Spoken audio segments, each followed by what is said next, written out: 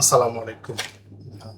যেটা মেজারমেন্ট দেখছি ফিডব্যাকের জন্য, এটা হলো over size sweat pant, over size sweat শার্টের সাথে এটা মিডিয়াম সাইজ।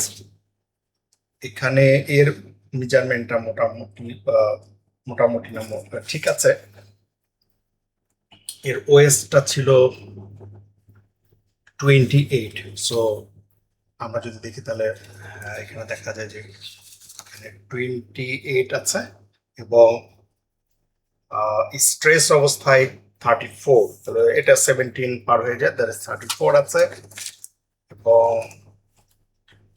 এটার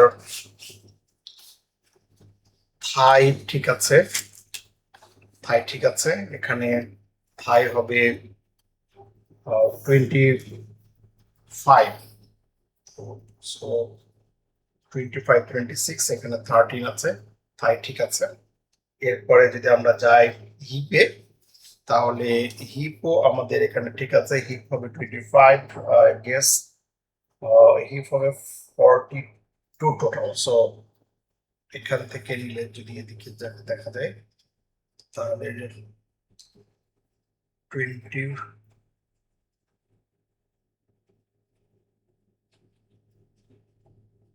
40, সরি হিপ 40, হিপ 40 আছে, হিপ 40 21 40 আছে।